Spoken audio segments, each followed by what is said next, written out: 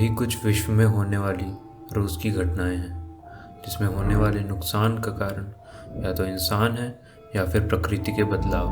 लेकिन कई ऐसी घटनाएं दुनिया के अंत को तो नहीं दर्शाती हैं।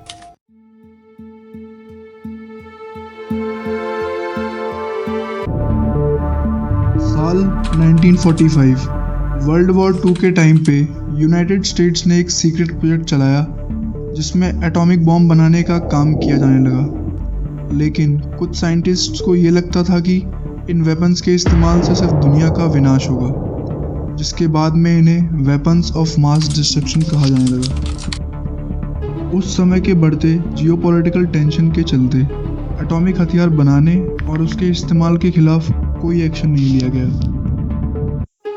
चलते उसी दौर के बीच मैनहट्टन प्रोजेक्ट में काम करने वाले जाने माने साइंटिस्ट्स जैसे एल्बर्ट आइंस्टीन, ओपेनहीमर और उनके बाकी को कलीग्स ने बुलेटिन ऑफ एटॉमिक साइंटिस्ट्स नामक एक संस्था शुरू की, जिसने लोगों को न्यूक्लियर वेपन्स के डेंजर और उससे होने वाली डिस्ट्रक्शन के बारे में उन्हें एजुकेट किया।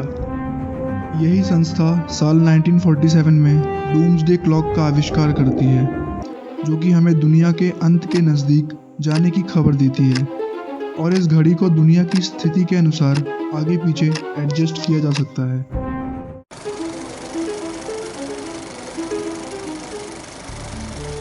साल 1949 सोवियत यूनियन ने RDS-1 प्रोग्राम के चलते अपना पहला एटॉमिक बॉम्ब का परीक्षण किया, जिससे घड़ी की सुई आधी रात के 3 मिनट पहले आके रुकी।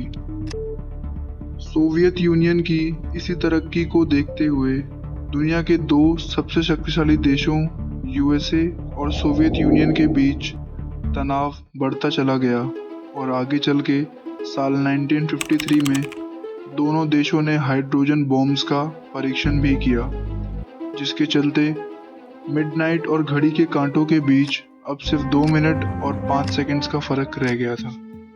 लेकिन समय के साथ साथ दुनिया में शांति की तलाश की जाने लगी, जिससे साल 1960 में घड़ी को वापस मिडनाइट से 7 मिनट पहले सेट किया गया। प्रेम, अमल और शांति के इस नए रास्ते की खोज में साल 1963 में कुछ बड़े बदलाव हुए, जिनमें USA, UK, सोवियत यूनियन और अन्य यूरोपियन सुपर पावर्स के बीच पार्शियल टेस्ट बैन ट्रीटी का समझौता हुआ। Negotiations were concluded in Moscow on a treaty to ban all nuclear tests in the atmosphere, in outer space, and underwater.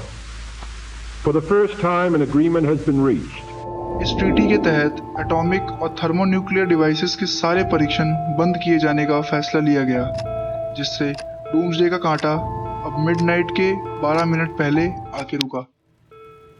इस treaty के loopholes को मिटाने के लिए treaty on non proliferation of nuclear weapons, जो कि 1969 में की गई एक इंटरनेशनल ट्रीटी है, जिसमें सभी देशों को निश्चित करने का प्रयास किया गया कि वे न्यूक्लियर वेपन्स के बनाने, रखने और उनके परीक्षण को रोकने में सहयोग करेंगे। इस समझौते में कुछ देश अपने प्रभाव में होने के कारण अपने न्यूक्लियर वेपन्स के उपयोग के लिए अनुमति भी रखते हैं, लेकिन सिर्फ अपनी सुरक्षा के लिए।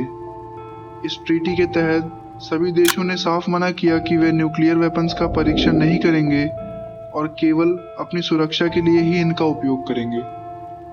लेकिन समझौते के प्रभाव से न्यूक्लियर वेपन्स का परीक्षण, जो कि काफ़ी हद तक कम हुआ, यह समझौता एक इम्पॉर्टेंट माइलस्टोन है, जिसमें दुनिया के सभी देशों ने एक साथ काम किया है, जिससे हम सभी के लिए एक सुरक्षित और शांतिपूर्वक स्थिति दुनिया में बनी रह सके।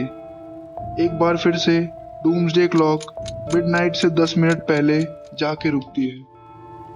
2 साल पहले जब US और सोवियत यूनियन के बीच स्ट्रेटेजिक आर्म्स लिमिटेशन टॉक्स के बाद जब पहली बार आर्म कंट्रोल एग्रीमेंट पर साइन किया गया, तो घड़ी की सुई डूम्सडे से 12 मिनट पहले पे थी। यह एक ऐसा इवेंट था जिससे देख के लग रहा था कि अब super power nuclear arm policies में एक नई अकल आई है।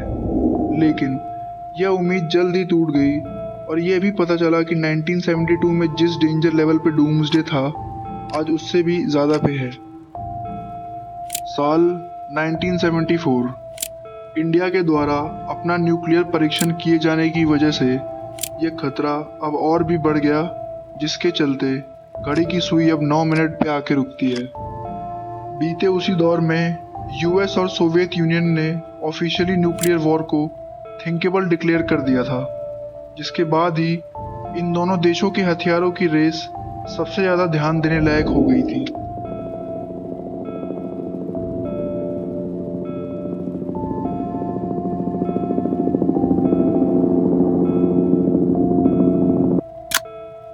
लेकिन विश्व में उसी समय एक नया दौर शुरू होता है जिसे कहते हैं डीस्टेबलाइजेशन। ईरान और इराक के बीच युद्ध, वहीं अफगानिस्तान में अब भी लड़ाई जारी थी। उधर दूसरी तरफ उत्तर और दक्षिण के देशों के बीच ह्यूमन राइट्स और डेमोक्रेसी के लिए सिविल वॉर चल रही थी। इस सभी के बीच क्लॉक अब डूम्सडे की तरफ एक और कदम बढ़ाती है और अब वह 4 मिनट्स टू मिडनाइट पे आके रुकती है। 1981 से 1991 आते आते घड़ी वापस से 10 मिनट की स्थिरता को दर्शाती है। बुलेटिन ऑफ एटॉमिक साइंटिस्ट ने अपने सिंबॉलिक डूम्सडे क्लॉक को 10 से 17 मिनट की तरफ आगे बढ़ाया। इससे दुनिया एक नए दौर में प्रवेश करती है। इस क्लॉक को कोल्ड वॉर के दौरान 15 मिनट रेंज के साथ बनाया गया था और ये कभी भी इतना बड़ा बदलाव नहीं हुआ था। इस बदलाव में पूर्व पश्चिम संबंधों में सकारात्मक विकास, स्ट्रेटेजिक आर्म्स लिमिटेशन ट्रीटी और दोनों यूनाइटेड स्टेट्स और सोवियत यूनियन के बीच में हजारों वॉर वेपन्स का वापस लेना शामिल हुआ। इसी बीच कोल्ड वॉर का अंत होता है और यूएसएसआर कोलैप्स कर जाता है, जिसके बाद 20वीं सदी के अंत तक डूम्सडे स्थिर रही। अब 21वीं सदी का आगमन हो गया था और 2001 में डूम्सडे क्लॉक की घड़ी 7 मिनट पीछे कर दी गई, क्योंकि अलकायदा ने यूनाइटेड स्टेट्स के खिलाफ आतंकी हमले किए और ट्विन्स टावर को तबाह कर दिया। Hours, a huge explosion now raining debris on all of us. We better get out of the way. बीते उसी वर्ष साल के अंत तक अमेरिका ने अफगानिस्तान पे हमला कर दिया था और युद्ध की भयानक स्थिति बनी हुई थी। साल 2002 में घड़ी को वापस से 1 मिनट पीछे किया गया, क्योंकि न्यूक्लियर नॉन प्रोलिफरेशन ट्रीटी को नए तरीके से दोहराया गया था। इस ट्रीटी के अंतर्गत देशों को अपने न्यूक्लियर वेपन्स का उपयोग नहीं करना था और दुनिया को न्यूक्लियर वेपन्स से मुक्त कराना था। पेरिस एग्रीमेंट की शुरुआत के बाद भी ग्लोबल वार्मिंग को लेकर कोई खास सफलता नहीं मिली। इस एग्रीमेंट की शुरुआत के बाद भी कार्बन एमिशन तेजी से बढ़ रहा था। साथ ही साथ यूनाइटेड स्टेट्स और रशिया के बीच में टेंशन बढ़ रही थी और नॉर्थ कोरिया भी अपने न्यूक्लियर वेपन्स का टेस्ट कर रहा था। फिर आता है इस सदी का सबसे बड़ा कारण, कोविड-19। कोविड-19 के फैलने से शुरू हुए ग्लोबल हेल्थ क्राइसिस, जिसके साथ साथ क्लाइमेट चेंज और साइबर वॉर भी बढ़ते जा रहे थे, डूम्सडे की घड़ी को 100 सेकंड्स यानी कि 1 मिनट और 40 सेकंड पीछे कर दिया। बुलेटिन ऑफ एटॉमिक साइंटिस्ट और सिक्योरिटी बोर्ड ने डूम्सडे क्लॉक के टाइम को 10 सेकंड आगे बढ़ाया है, जिससे घड़ी अब 90 सेकंड्स टू मिडनाइट पर आ पहुंची है। 90 seconds to midnight.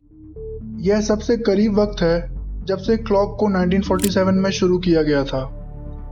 Russia Ukraine के वॉर के कारण यह बदलाव हुआ है और रशिया के खुले हमले ने दुनिया को यह निश्चित कर दिया है कि यह महासंकट का मुद्दा है।